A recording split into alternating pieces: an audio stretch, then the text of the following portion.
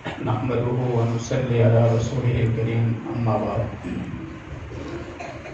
حضرت معاذ بن جبل رضی اللہ تعالیٰ عنہ بڑے جلیل القدر صحابی ہیں۔ فرماتے ہیں کہ ایک سفر میں اللہ کے نبی کے ساتھ تھا اور ہم دونوں سوار تھے گدھے پر۔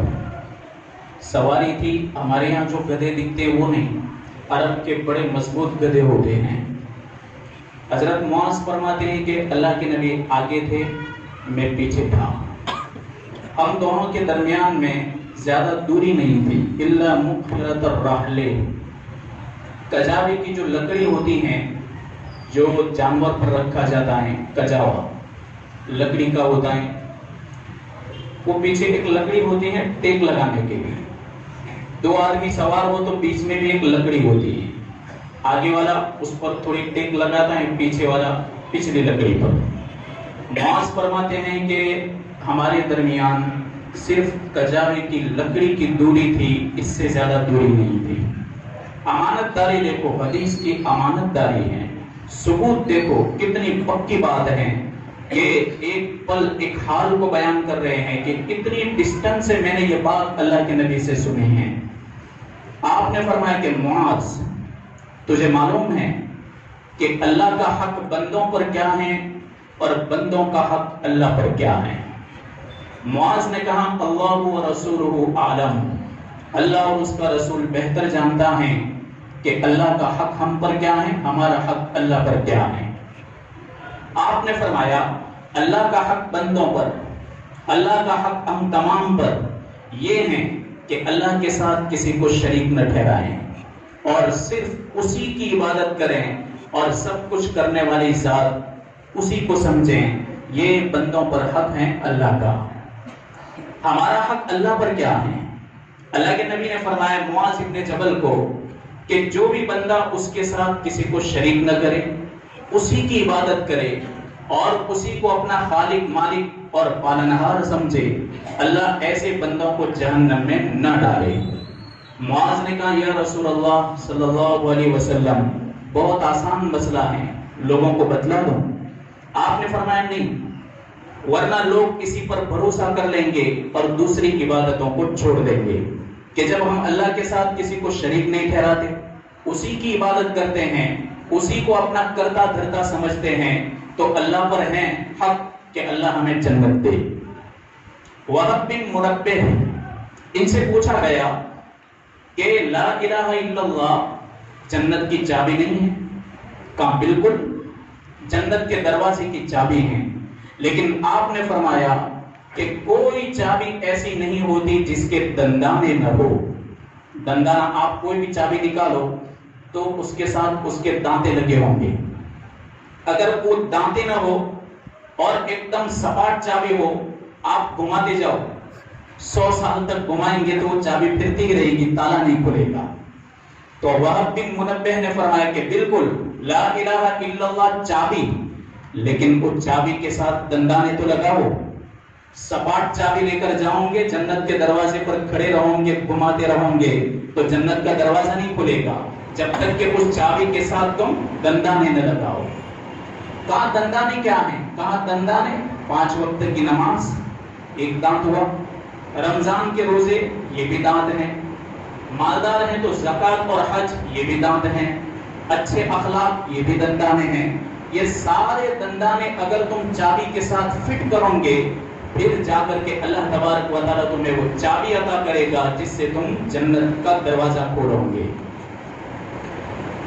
صحابہ اکرام میں اصحاب صفہ پہچانتے؟ اصحاب صفہ تو ہر ایک جانتے ہیں، بلکہ یوں کہو کہ روئے زمین پر سب سے پہلا اگر کوئی مدرسہ ہے تو اصحاب صفہ کا ہے، اور روئے زمین پر سب سے پہلے طالب علم اگر کوئی ہیں تو اصحاب صفہ ہیں، اور سب سے پہلے یہ اسلام کے خدمت گزار لوگ ہیں۔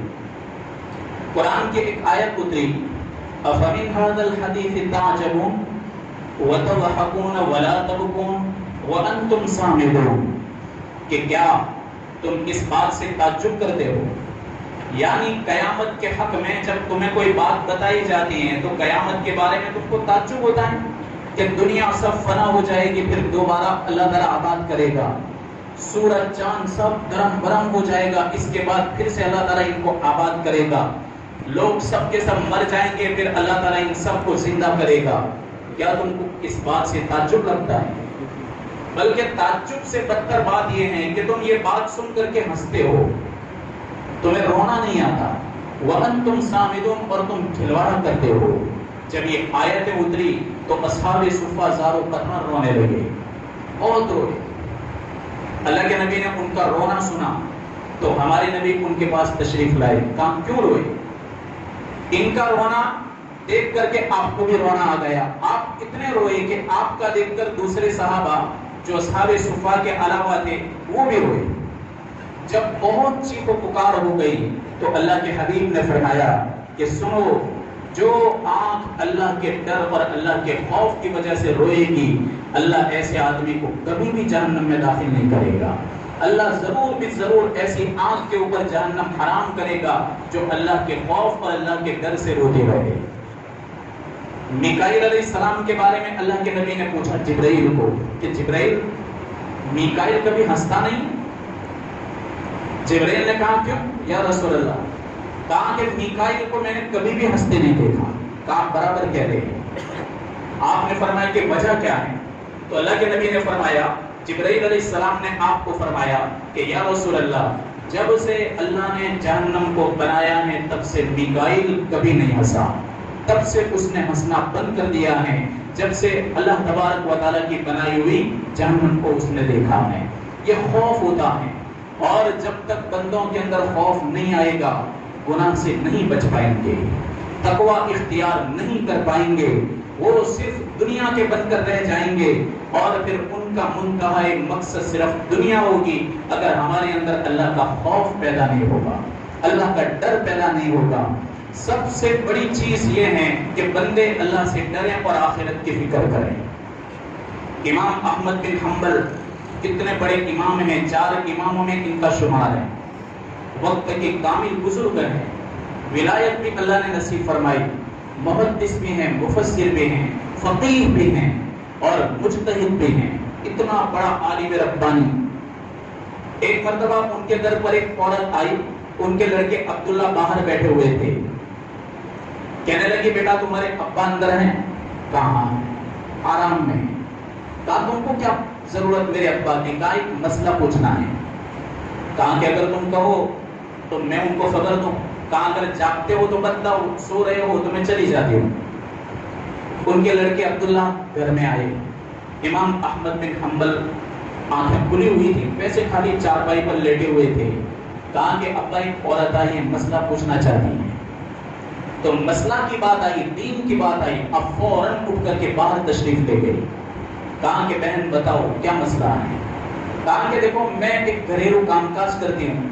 बहुत सी औरतें घरेलू कामकाज करती हैं, जैसे सिलाई है, भरत काम है, वनाट है, कई ऐसे घरेलू काम धंधे हैं जो बहुत सी मस्तूरात करती हैं। कहा कि मैं घर के अंदर रह करके घरेलू काम भी करती हूँ, साथ साथ में घर गत्तू धंधा भी करती हूँ। कहा क्या करती हो?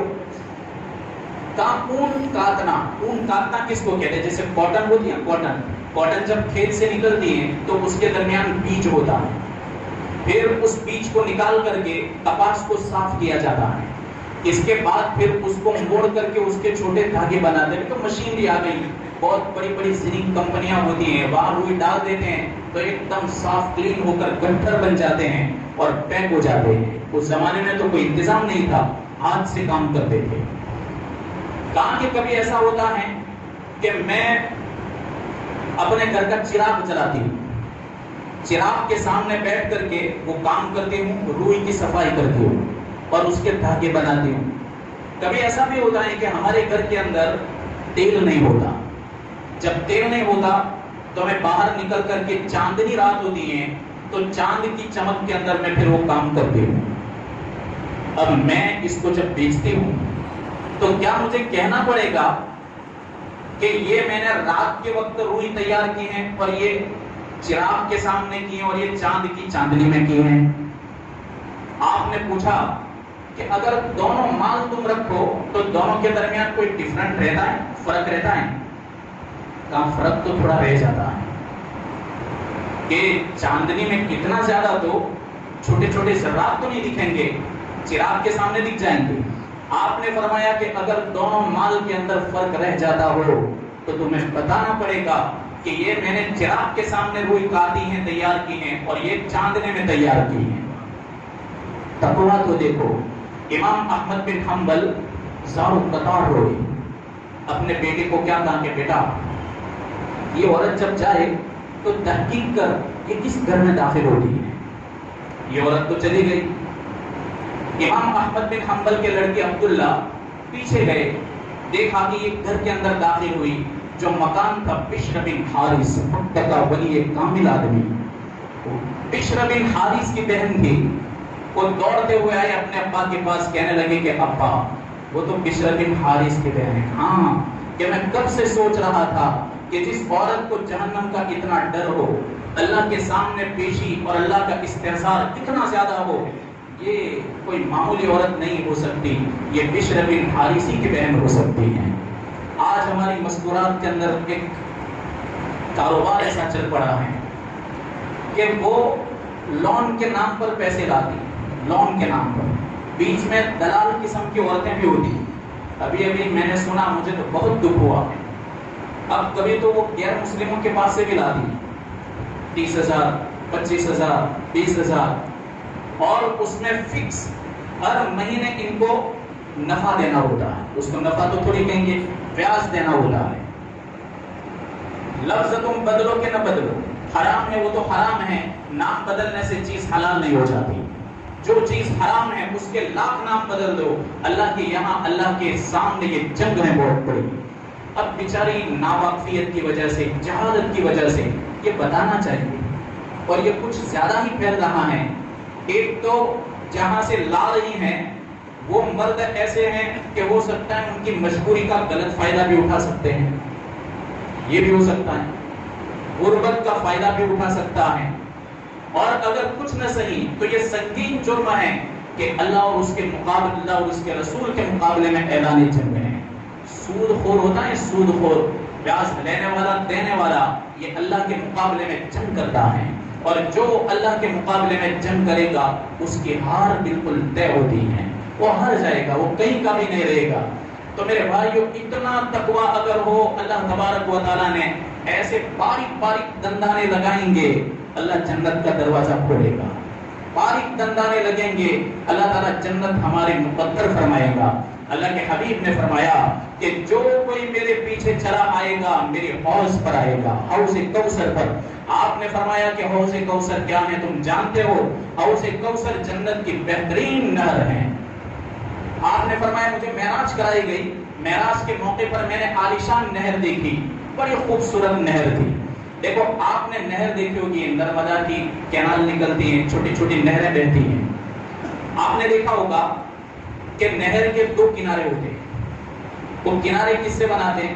RCC، اور وہ اس طرح زمین سے چپکے ہوئے کنارے ہوتے ہیں دونوں طرف، اور ایک دم بڑے مضبوط کنارے ہوتے ہیں، اس میں اسٹیل بھی استعمال ہوتا ہے اور بہترین مال استعمال ہوتا ہے۔ اللہ کے نبی نے فرمایا کہ جنت کی نہر کوثر جو اللہ نے مجھے عطا فرمائی، اس کے دونوں کنارے سونے کی پلیٹ سے جڑے ہوئے ہیں۔ یہاں سیمنٹ سے جڑا گیا، پوری دنیا مل کر کے سونے سے نہیں جڑ سکتی۔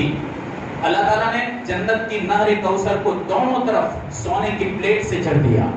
پھر آپ میں سے کوئی نہر پر سے گزرا ہوگا تو نہر کے کنارے پر ایک راستہ ہوتا ہے کہ نہیں راستہ؟ اس راستے سے خاص اس کا مقصد کیا ہوتا ہے؟ اگر نہر کے اندر کچھ جرجریت ہو جائے تو اس کی مرمت کے لیے گاڑیاں گزر سکے، یہ بہت بڑا مقصد ہوتا ہے۔ اور ایک مقصد تو یہی کہ چلنے والے لوگ وہاں سے شارٹ میں چلے جائیں، اتنے دیہات ان راستوں سے جڑ جاتے ہیں۔ اللہ کے حبیب نے فرمایا کہ میری حوض کوثر کے دونوں طرف راستے ہیں، ادھر بھی راستہ ادھر بھی راستہ ہے، اور یہ دونوں راستے کس سے بنائے گئے؟ آپ نے فرمایا کہ یاقوت کی ٹائلز لگائی گئی اور زبرجد کی ٹائلز لگائی گئی، دنیا کا قیمتی سے قیمتی پتھر اور قیمتی سے قیمتی ہیرا جو کروڑوں روپے میں بک سکتا ہو، لین دین ہو سکتا ہو، جنت کے زبرجد کے مقابلے میں کچھ نہیں، جنت کے یاقوت کے مقابلے میں کچھ نہیں ہے۔